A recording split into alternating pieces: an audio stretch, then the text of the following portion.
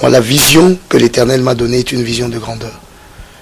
Je me bats en fait à démontrer Dieu dans son élévation, dans sa splendeur, dans son excellence. Et ce sont des choses qui coûtent cher. Mais tant que c'est une vision de Dieu, la provision suit. Je crois que, en commençant par l'Afrique, il y a 2 nations qui ont été particulièrement touchées par l'évangile. Dans le côté francophone, c'est le Nigeria. Anglophone, plutôt, c'est le Nigeria. Dans le côté francophone, c'est la République démocratique du Congo. Beaucoup de réveils dans les nations francophones africaines vient du travail des serviteurs de Dieu de la République démocratique du Congo. Si nous avons quelques divergences dans la doctrine, pourquoi nous battre? Asseyons-nous, prions, discutons. Peut-être tu me convaincras de ta doctrine, peut-être je te convaincrai. Mais je crois en Jésus, tu crois en Jésus. Nous nous battons pourquoi? Ça fragilise la communauté congolaise. Nous sommes représentés partout et nous pouvions être forts et avoir un réseau fort. Mais nous ne l'avons pas. Parce que nous sommes... Et que Dieu, quand il a créé l'homme, il disait toujours, depuis qu'il avait commencé à créer la terre, et tous les éléments de la terre, il disait, cela est bon, cela est bon, cela est bon. Il y a un seul endroit où il s'est arrêté pour dire, il n'est pas bon. C'est quand il avait créé l'homme et il a constaté qu'il était seul. Dieu créa une deuxième personne, qui était la femme. Et là, le besoin de contact s'est créé. Pourquoi? Parce que Dieu cache un secret dans la marche. C'est que j'ai besoin, il le met dans mon frère ou dans ma soeur. Et c'est que mon frère ou ma soeur a besoin, il le met chez moi. Pour m'amener à aller vers mon frère et mon frère à venir vers moi.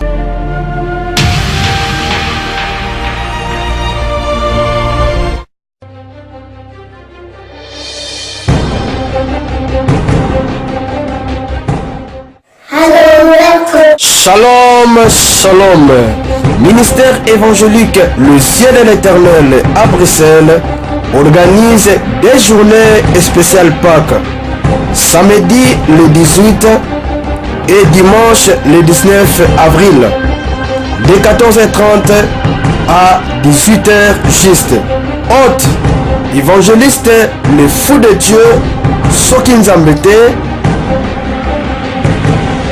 Les invités, pasteur Mirakabala de la Hollande,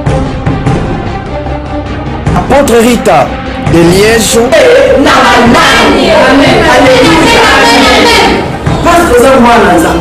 pasteur Bobo de Bruxelles. Au commencement, Dieu créa les cieux et la terre. Louange et adoration, frère Jolivier Mbemba.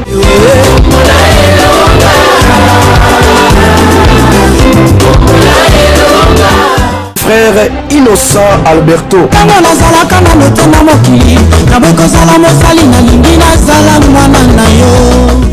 Le thème sera Fini la confusion.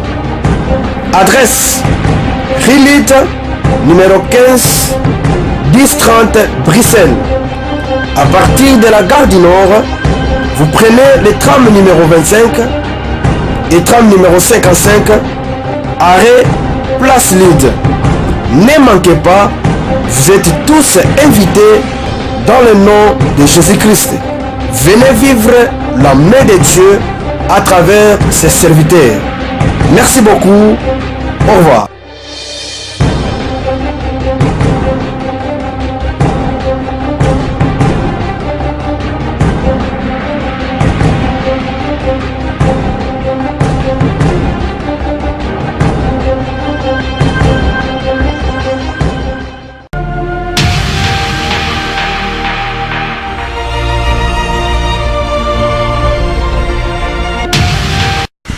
Chers téléspectateurs du micro du pasteur Bobo, partout où vous êtes, nous vous disons bonjour ou bonsoir, ça dépend de l'heure à laquelle vous nous regardez. Nous sommes ici à Bruxelles, nous sommes avec l'apôtre Gauthier Mbilé du Gabon, qui est ici avec nous. Il était à Bruxelles, il vient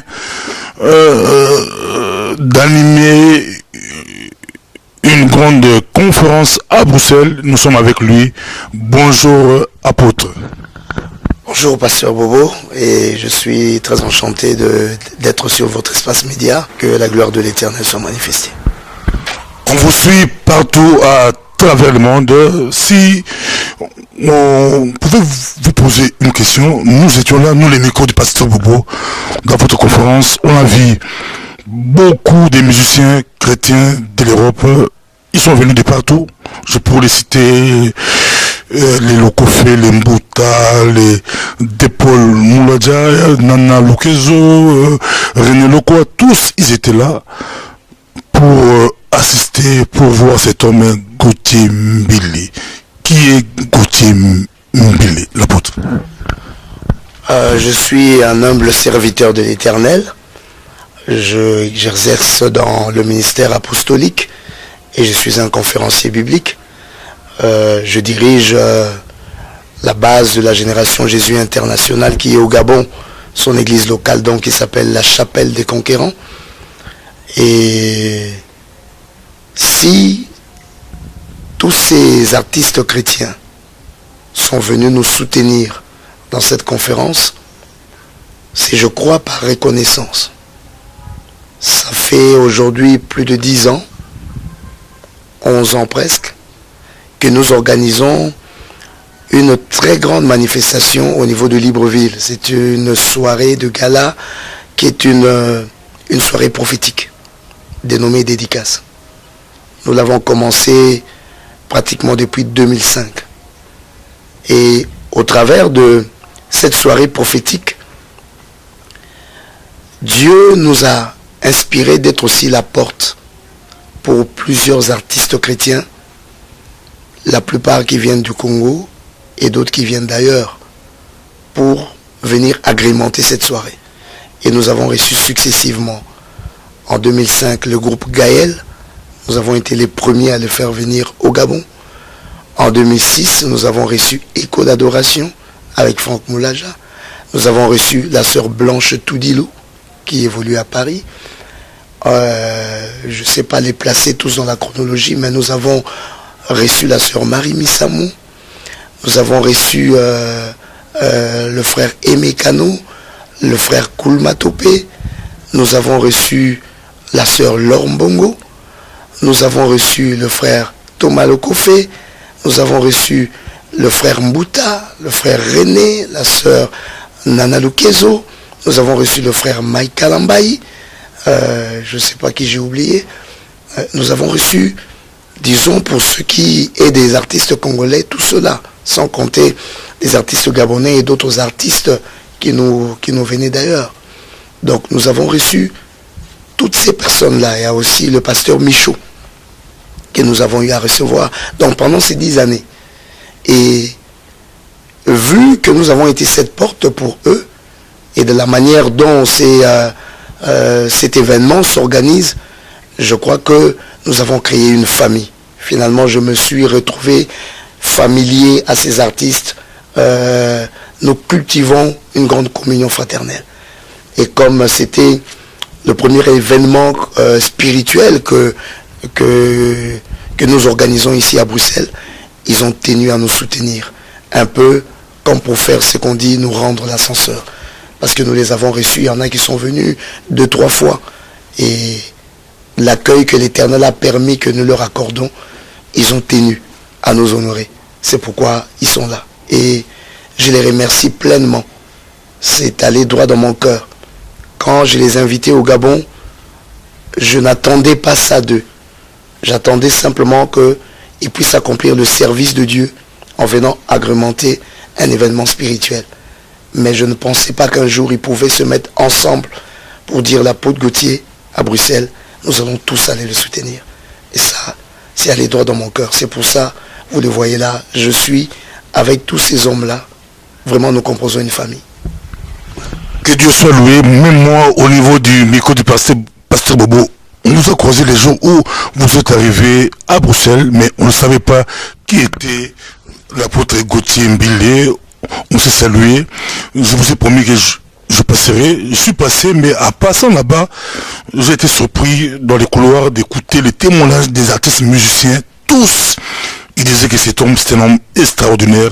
Ça m'a poussé à venir le dernier jour vous filmer votre campagne pour montrer à la diaspora, pour montrer aux téléspectateurs votre séminaire. Mais si on vous posait la question, votre parcours, pasteur, votre parcours. Déjà, de formation, je suis chimiste de formation. Je suis chimiste, ingénieur chimiste agroalimentaire. J'ai fait mes études à l'université de Lubumbashi avant d'avoir commencé à l'université de Kinshasa, à la faculté des sciences, en chimie toujours. Et c'est à Lubumbashi que l'Éternel m'appelle. Je me convertis, je me donne au Seigneur à Lubumbashi, dans le ministère Jésus-Christ à toute langue, auprès de pasteur Kiluba, Wakiluba, qui a été et qui est mon père spirituel. C'est lui qui m'a fait grandir dans la chose de Dieu. C'est lui qui m'a formé. Et j'ai fait des écoles théologiques dans son école. J'ai été formé dans son école, le PSVM, et j'ai eu mon diplôme théologique auprès de lui. J'ai été établi pasteur par lui. Et de Lubumbashi, je suis rentré à Kinshasa parce que mes parents vivaient à Kinshasa. À Lubumbashi, j'étais parti pour les études. De là, j'ai commencé la base de la mission Jésus-Christ à toute langue à Kinshasa. Donc j'ai travaillé avec le pasteur Kiluba pendant un temps, jusqu'à ce que je ressens cet appel, ce son de Dieu, que je devais prendre aussi un chemin missionnaire pour partager la richesse spirituelle que mon père spirituel avait eu à déposer en moi par la grâce divine. Et c'est comme ça que je commence le mouvement Génération Jésus International à Kinshasa, avec comme base le camp Gilgal. Si vous voyez des hommes de Dieu comme le pasteur Pedro ou l'évangéliste Francis qui ont été là à la conférence, ce sont mes fils spirituels, ce sont des enfants qui sont nés et qui ont été formés au sein du camp Gilgal, Génération Jésus International. Et j'ai quitté Kinshasa. À un moment, j'ai passé un temps en Côte d'Ivoire. J'ai fait beaucoup de missions, mais c'est en Côte d'Ivoire et au Togo que je suis resté pendant un petit temps. Et puis, je crois que l'Éternel m'avait appelé pour le Gabon. Donc, je me suis retrouvé au Gabon et là, je me suis basé. Ça fait 11 ans aujourd'hui, 12 ans que je suis installé à Libreville, où j'ai commencé, j'ai déplacé le siège de la Génération Jésus International qui était le camp Gilgal, qui est aujourd'hui représenté par 2 pasteurs qui sont à Kinshasa. Et j'ai donc mis le siège au niveau de Libreville avec ce qu'on appelle la chapelle des conquérants. Nous avons des représentants des bureaux et certains fils qui font office d'église de représentation, dont le pasteur Pedro à Bruxelles ici. Nous avons le pasteur Philippe Oba qui est en Allemagne et nous avons d'autres fils à gauche, à droite. Nous nous battons pour essayer de créer une structuration meilleure pour créer ce réseau qui est la Génération Jésus International. C'est un peu ça notre parcours. C'est extraordinaire, mais beaucoup de prédicateurs préfèrent l'Europe ou Washington ou ailleurs, Asie.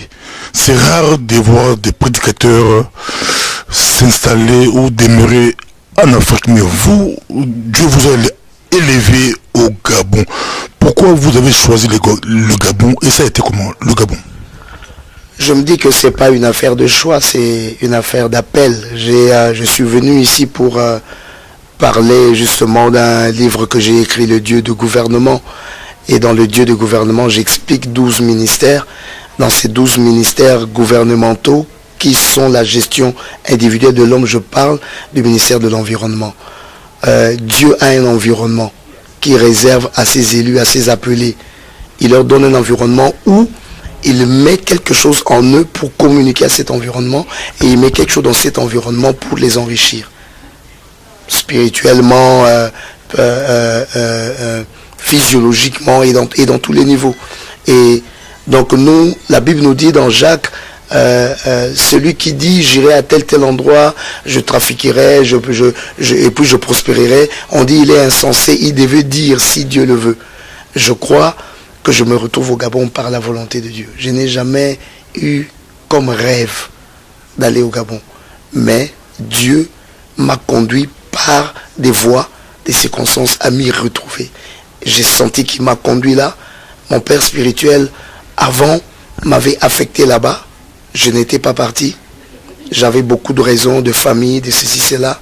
Mais après des années, j'ai trouvé que le Seigneur m'a conduit là. J'ai commencé un travail. J'ai senti que sur cette terre-là, Dieu, le peuple avait besoin de moi et Dieu me voulait sur cette terre-là. Et je me suis installé le temps que Dieu voudra pour faire son travail. Et jusque maintenant, par la grâce de Dieu, ça va quand même. Voilà. On vous demandait de parler de votre ministère au Gabon. Comment ça évolue maintenant? C'est combien d'églises? C'est comment l'expansion? Au niveau du Gabon, nous avons jusque-là une seule église. Mais qui, par la grâce de Dieu, a sa présence. Nous sommes présents quand même. Dans l'action, dans l'œuvre de Dieu, nous sommes présents. Et nous installons plus une base missionnaire. Une grande église ou une petite église? Je ne sais pas ce qu'on appelle grande église et ce qu'on appelle petite église. Je ne sais vraiment pas. Elle n'est pas si grande que ça, mais je crois qu'elle est influente. Je crois qu'elle est influente. Nous avons des enfants de Dieu qui sont là-bas, que l'Éternel nous a donnés, qui ont beaucoup de zèle, qui savent soutenir l'œuvre de Dieu, qui savent nous pousser à faire des grandes choses pour Dieu. Parce que moi, la vision que l'Éternel m'a donnée est une vision de grandeur. Je me bats en fait à démontrer Dieu dans son élévation, dans sa splendeur, dans son excellence. Et ce sont des choses qui coûtent cher. Mais tant que c'est une vision de Dieu, la provision suit. La grâce que nous pouvons dire que nous avons, c'est que l'Éternel nous a donné des collaborateurs, aussi des fils et des filles, qui partagent avec nous cette vision et qui nous accompagnent dans ce travail-là et qui eux-mêmes vivent des très grandes bénédictions de la part de l'Éternel. Donc je ne sais pas, qu'est-ce qu'on appelle grande église et petite église? 20 personnes, c'est pas par rapport à 500 000 personnes. Déjà, il faut savoir que le Gabon est un pays qui n'est pas très peuplé. C'est comme parler d'une grande église à Bruxelles en matière de nombre de fidèles. Ça ne revient pas au même quand on parle d'une grande église à Kinshasa. Kinshasa est une ville très peuplée, comme Lagos sont des villes peuplées. Bruxelles, Paris, grande église, elle est grande, mais on ne compare pas ça. Libreville, c'est pas très peuplé. Le Gabon n'est pas très peuplé, mais bon, notre église tourne quand même autour d'un peu plus de 1000 membres. C'est extraordinaire, 1000 membres au Gabon, c'est extraordinaire. Mais votre vision, c'est réservé au Gabon ou c'est aussi pour l'Afrique? Parce que notre vision n'est pas réservée au Gabon. Le Gabon est une base. L'Éternel nous a amenés là-bas pour rencontrer des frères, autant des Gabonais que d'autres nationalités. Dieu nous met ensemble parce qu'il veut la conquête des nations. Notre vision est la conquête des nations. Et moi particulièrement, l'Éternel m'utilise dans les conférences bibliques. Je vais vers les églises dans mon ministère apostolique pour les édifier, les booster, les pousser. Et je vais là où Christ n'est pas encore bien représenté pour commencer un travail de réveil. Parce que vous faites la fierté des pasteurs congolais à l'extérieur. C'est la fierté du pays. Mais est-ce que croyez-vous que les Congolais ou les pasteurs congolais ont une mission? Parce que d'autres croient que nous avons une mission que Dieu nous a confiée comme nation, comme peuple dans le monde. Avec toute modestie, je crois que en commençant par l'Afrique, il y a 2 nations qui ont été particulièrement touchées par l'évangile. Dans le côté francophone, c'est le Nigeria. Anglophone, plutôt, c'est le Nigeria. Dans le côté francophone, c'est la République démocratique du Congo. Beaucoup de réveils dans les nations francophones africaines vient du travail des serviteurs de Dieu de la République démocratique du Congo. Et ce travail a commencé à aller au-delà des frontières de l'Afrique.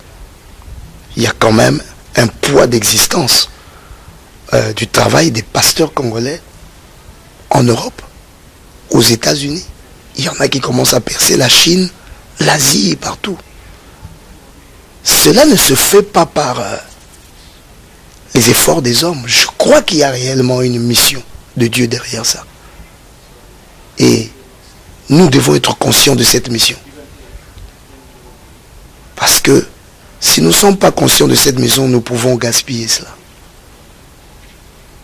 Les pasteurs congolais sont très efficaces dans le monde en général. Et il y en a d'autres aussi qui oublient un peu que c'est une mission. Et ça fait que ça crée certains dérapages qui créent des fois des problèmes de réputation qui nous touchent, nous tous. Mais nous devons, nous tous, justement, nous regarder au travers d'un miroir et peser nos erreurs, les corriger et surtout instruire la génération nouvelle pour qu'ils ne glissent pas dans des choses qui sont dangereuses. Et une autre chose que je veux demander à la communauté des pasteurs congolais, c'est l'unité. Il y a trop de guerre. Il y a trop de guerre. Quand nous regardons dans les médias, il y a trop de guerre. Les gens se battent, ça nous fragilise. Il y a des nationalités qui ont aussi reçu les missions. Je citerai les Nigérians. Ils ont aussi des divergences, mais on ne les sent pas trop. Parce que, comme on dit, les linges sales se lavent en famille. Et même s'il y a quelques divergences, même au niveau de la doctrine, apprenons à nous rencontrer, à discuter selon la vérité. Pourquoi nous entrecombattre? Ce que je connais n'est pas tout ce qui existe. Je peux croire avoir le monopole de la vérité. Mais peut-être que Dieu a donné quelque chose à l'autre.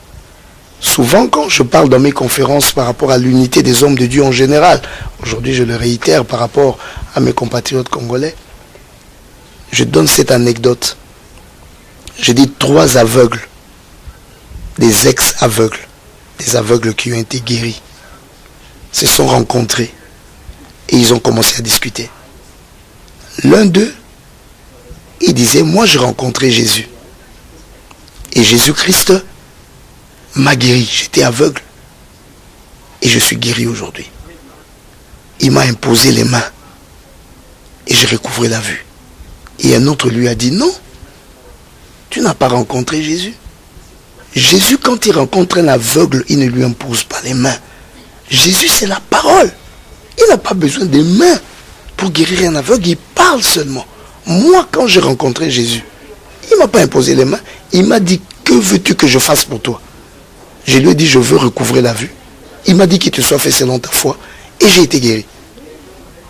Et un autre a dit, mais non. Moi, j'ai rencontré Jésus. Jésus a craché par terre. Il a mis de la boue sur mes yeux. Il m'a envoyé me laver dans une eau, un réservoir d'eau qui s'appelle Siloé. Je suis allé me laver et j'ai commencé à voir. Et les autres comme, non, Jésus ne peut pas cracher par terre. Jésus ne peut pas faire de la saleté comme ça. Jésus, c'est la parole. Il parle, tu es guéri. Il n'a même pas besoin d'imposer les mains. L'autre dit non, il ne parle pas, sa puissance est dans ses mains. Quand il impose les mains, tu es guéri. L'autre dit non, sa puissance est dans son crachat. Quand il crache là, les 3 aveugles étaient en train de discuter. Et ça a réveillé une bagarre. Ils ont fini par se battre parce que personne ne croyait à l'autre. Mais quelle est la leçon? Les 3 aveugles ont rencontré le même Jésus, mais qui a opéré chez les 3 aveugles de manière différente. Dieu peut se révéler à nous tous de manière différente.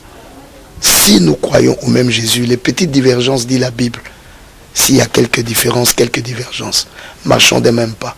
L'Éternel nous éclairera demain. Pourquoi nous battre? Si je prêche Jésus, si mon frère prêche Jésus, si nous avons quelques divergences dans la doctrine, pourquoi nous battre? Asseyons-nous, prions, discutons. Peut-être tu me convaincras de ta doctrine, peut-être je te convaincrai. Mais je crois en Jésus, tu crois en Jésus. Nous nous battons pourquoi? Ça fragilise la communauté congolaise. Nous sommes représentés partout et nous pouvions être forts et avoir un réseau fort. Mais nous ne l'avons pas, parce que nous sommes divisés. C'est très profond. Mais à part les messieurs chrétiens, il y avait beaucoup de pasteurs dans la salle pour vous suivre. Les pasteurs congolais, ils étaient là, ils se sont déplacés pour vous écouter. Mais si on vous posait la question, vous venez d'affirmer que il y a deux pays qui ont été touchés par l'évangile, le Nigeria du côté anglophone et les Congolais du côté francophone. Qui devrait faire les pasteurs congolais pour répondre leur place ou pour rivaliser les autres? Parce qu'aujourd'hui, c'est vraiment en perte de vitesse, les Congolais. Bon, je sais pas si vous peut-être qui estimez qu'il y a perte de vitesse. Moi, je crois que il y a beaucoup de pasteurs congolais qui sont influents dans le monde. Mais par rapport aux Nigériens, oui, les Nigériens, ils ont déjà l'avantage. L'anglophonie a une culture qui favorise beaucoup de choses. Nous sommes des francophones, il y a beaucoup de lacunes dans la compréhension même et dans le soutien, dans la manière de vivre la chose de Dieu, même de vivre la communauté. Mais nous pouvons nous ressaisir. Nous pouvons nous ressaisir. Que ceux qui sont forts, qui soutiennent les faibles. Et que de plus en plus nous commencions à parler d'abord le langage de l'unité. Le faire aiguise les fers. Nous pouvons nous aiguiser les uns et les autres.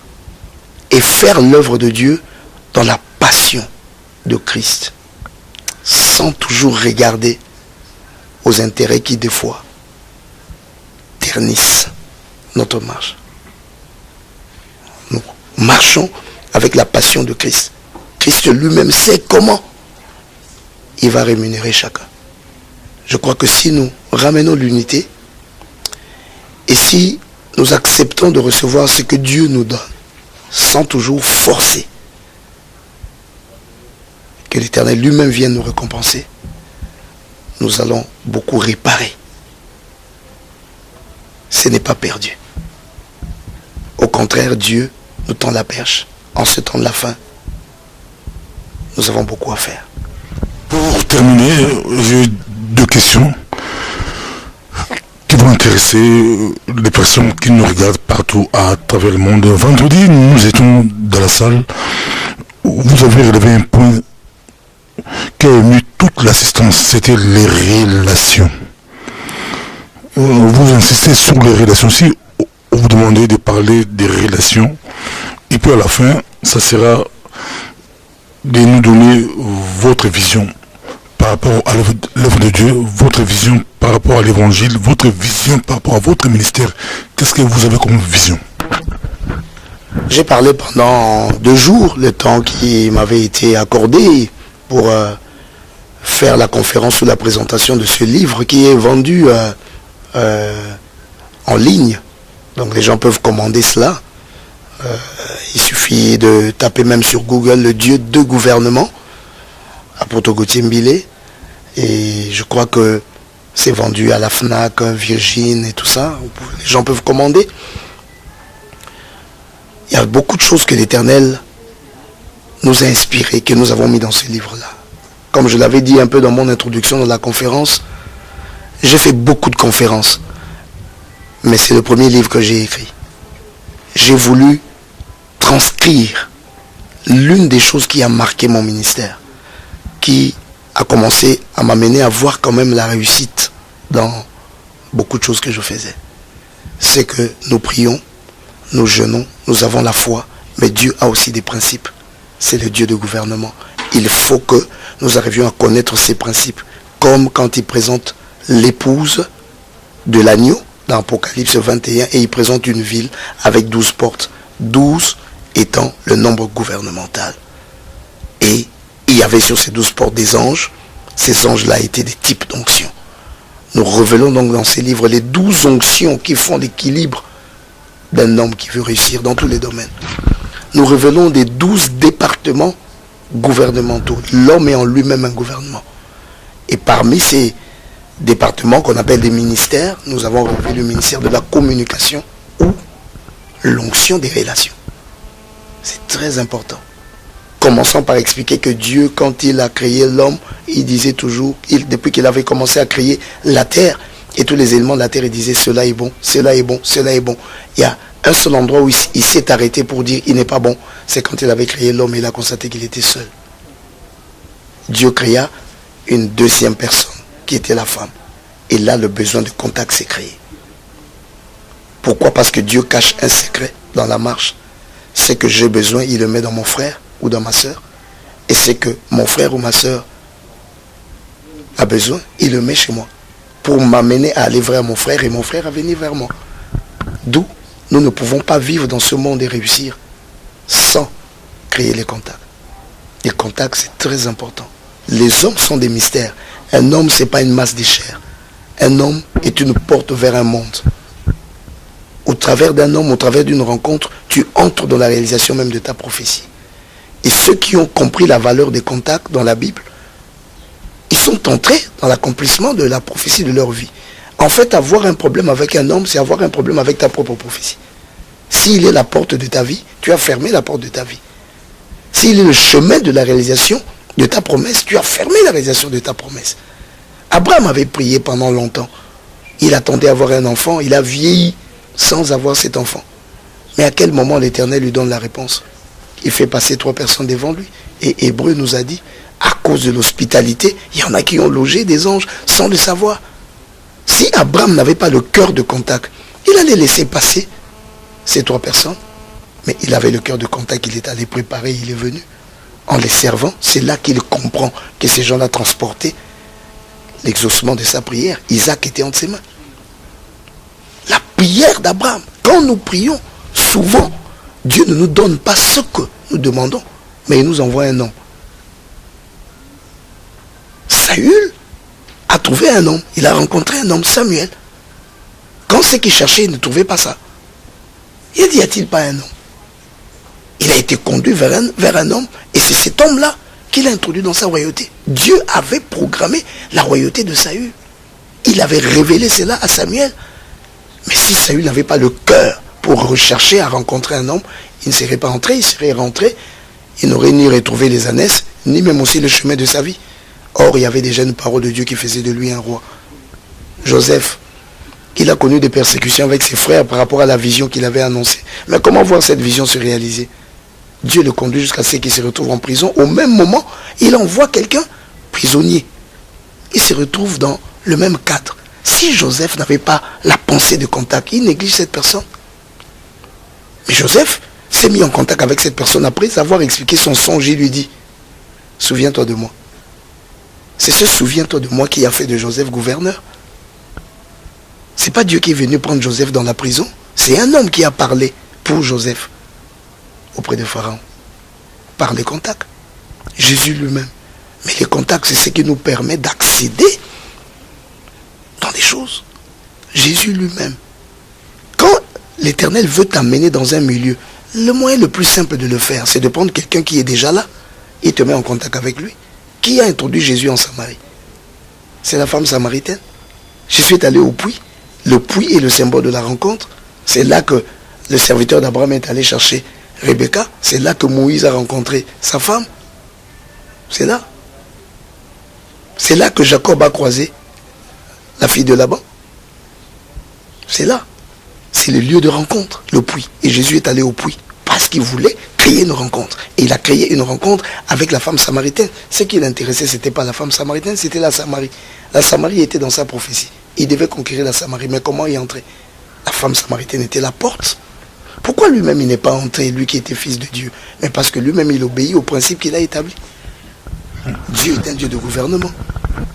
C'est extraordinaire, c'est vraiment extraordinaire votre vision. Mais quand vous dites Dieu est un Dieu de gouvernement, d'autres pensent à la politique, mais votre message, ça n'a rien à voir avec la politique, Dieu de gouvernement. Mon message n'a rien à voir avec la politique parce que je pense que la notion gouvernementale de Dieu commence même dans la cellule de l'homme. La cellule de l'homme réagit par rapport à l'environnement, a besoin de santé, a besoin de contact, se multiplie et communique avec les autres cellules. La cellule de l'homme, les cellules qui font l'homme là, ont le ministère de la défense. Ils ont des mitochondries, de quoi à l'intérieur, je suis scientifique. la cellule a besoin de beaucoup de choses. C'est gouverner, c'est gérer. Et de cette cellule apparaît l'homme, un individu. L'homme est un gouvernement. L'homme a besoin de la santé. Il y a le ministère de l'environnement. Il y a le ministère des relations. Il y a la défense. Tout ce que nous faisons. Si tu veux réussir, il faut préparer aussi ta garde. Il faut préparer aussi ta défense. Il faut préparer aussi ta conquête. Merci beaucoup. Votre vision pour terminer. Et pour dire que tout cela s'étend, c'est maintenant les hommes. Il y a le gouvernement familial. Après, il y a le gouvernement des nations. Ce n'est qu'une copie de quelque chose que Dieu a établi déjà au commencement dans une cellule. Ma vision, Génération Jésus internationale, et gagner les âmes pour Jésus. Et surtout, réveiller une élite pour Christ. C'est vraiment dans ce domaine-là que l'Éternel me demande de travailler. Amener les gens non seulement à naître en Christ, mais à comprendre la valeur du bagage spirituel que Christ nous donne et faire un travail d'influence, marquer le monde. Car je crois, il y a une manière de parler, mais il y a des mots pour se faire entendre, il faut les crier. Il faut une force, une efficacité. Et par différents principes, séminaires et autres, je me bats à partager avec mes frères et sœurs en Christ. Comment comprendre que en Jésus nous sommes forts. En Jésus nous avons de la valeur. Et là où nous sommes, c'est l'Église qui doit être le phare, la lumière. Il a dit, il fait de nous le sel de la terre, la lumière du monde. C'est nous. L'Église doit être consultée. L'Église doit être une référence. L'Église doit être un repère. Les gens ne doivent pas faire sans l'Église. Et c'est nous, les enfants de Dieu, qui devons travailler ça. Merci beaucoup. Mais prochainement, si vous revenez, nous, au niveau du micro du pasteur Bobo, nous allons vous proposer, ou nous vous proposons, si c'est possible, d'animer des conférences, des ateliers, comment les pasteurs congolais pourront gagner des autochtones. Dieu vous a fait grâce, vous avez émergé dans ce pays qui est le Gabon, mais souvent dans beaucoup de pays, c'est les églises des Congolais en Belgique ou en France ou à New York. Ça serait aussi possible si un jour vous puissiez animer des conférences sur comment gagner des autochtones. On pourrait réfléchir ensemble parce que c'est pas quelque chose de facile ni d'automatique. Déjà, c'est que nos frères, nos collègues pasteurs font, surtout dans le milieu occidental, qui est un milieu assez rationnel, et tout ça, il y a aussi des petits conflits de race, il y a des complexes, il y a beaucoup de choses, il y a beaucoup de pesanteurs qui agissent, qui peuvent faire que même quand les gens ont la volonté, ils veulent faire, mais c'est pas très facile pour eux. Mais en fait, moi j'encourage, je crois que Jésus est dans la diversité, je crois que Jésus est international. Il faut que l'on fasse un effort d'intégration. Dans les contacts, ne sois pas seulement en contact avec celui qui est de ta race, celui qui est de ta tribu, celui qui est de ton clan. Brisons les limites, brisons les barrières.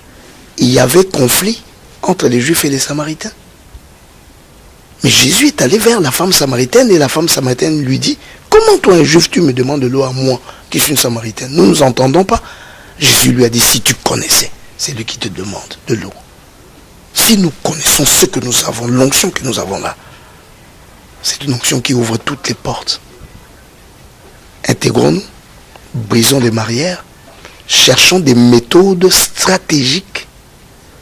Parce que dans le livre de Dieu de gouvernement, je touche un ministère, culture et art. J'appelle ça l'onction des peuples et expressions. C'est pour dire, mon frère pasteur Bobo, que dans chaque milieu où l'Éternel nous envoie, il y a une culture.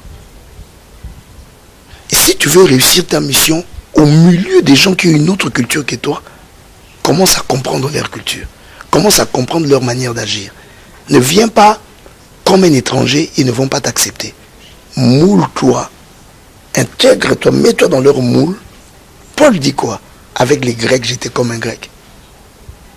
Avec les Juifs comme un Juif. Afin d'en gagner quelques-uns.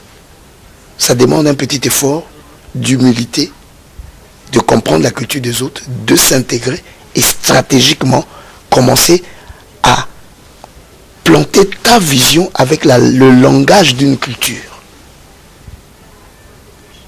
Et c'est là que, sans beaucoup de divergences, les autochtones commencent à te comprendre.